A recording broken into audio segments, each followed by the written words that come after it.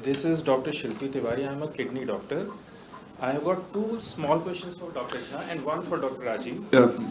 Mic pass रखना थोड़ा. Yes. So for Dr. Jha, one thing regarding medical knowledge. How to translate some medical treatises which are there in Sanskrit so that they can be applied in research. For example, in my field, renal transplantation. The other part is Mic pass. that is north and south divide of language real, because we have the same letters, Vyanjan, what we call.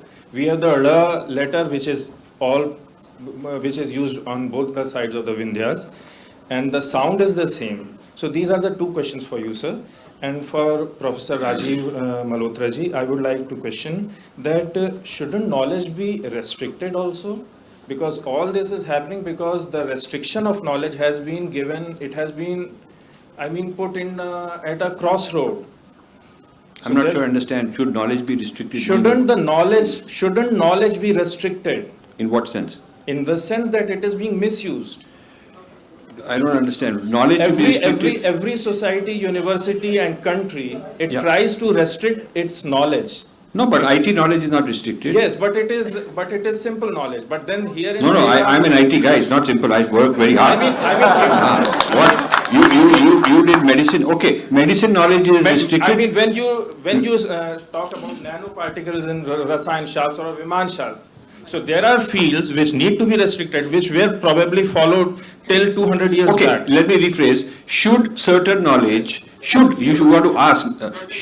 knowledge be such that only those who are qualified, like a pilot only with license can fly a plane, right? And only a nuclear scientist can go on a nuclear facility. This is a very good argument, that there are certain fields where only properly qualified people are allowed, like medicine. Everybody can't just go start doing surgery. So certain knowledge areas require only very specialized people who should have the right to practice in that knowledge area. That I agree. It's not one of that. Okay. But Sanskrit is not one of them. Books and fields.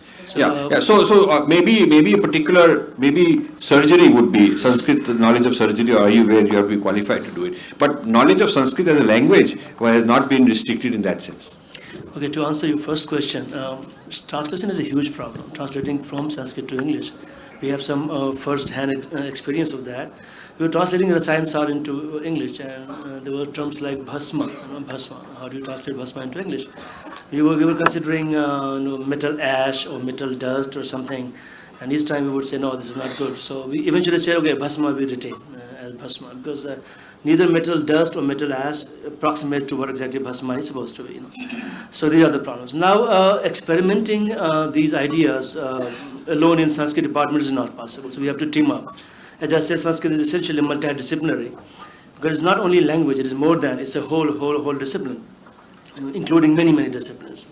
So we can partner with the science departments of JNU or elsewhere. So in this case, we partner with the University of Massachusetts Chemistry Department, and there are two students who are exploring the nanoparticles. Now, bhasma can potentially be used as a bioenhancer. So, for example, you take medicines today, the Western medicines. 250 mg, 500 mg, now 700 mg. Impact is the same, because the size of the medicine increases. So there's a lot of waste, actually, a lot of residues comes out. So if you make metals, which can be used in medicines as per bhasma, purification methods and grinding method, you result in better dissolution of this material. And that is what they are exploring. And these two students have gotten very good results. They are about to graduate. I'm sure we have applied for some patent. Balram Singh, he has set up his own institute. So we are going to get some very good results. That's one question. The second question. I think I know a little bit about it. Sorry for interrupting. This could be actually a very big breakthrough for Sanskrit traditional knowledge being applied to nanotechnology today with amazing applications. This would be a very big thing. That he actually is a co-discoverer with Balram Singh. Both of them working together. It's quite an important project.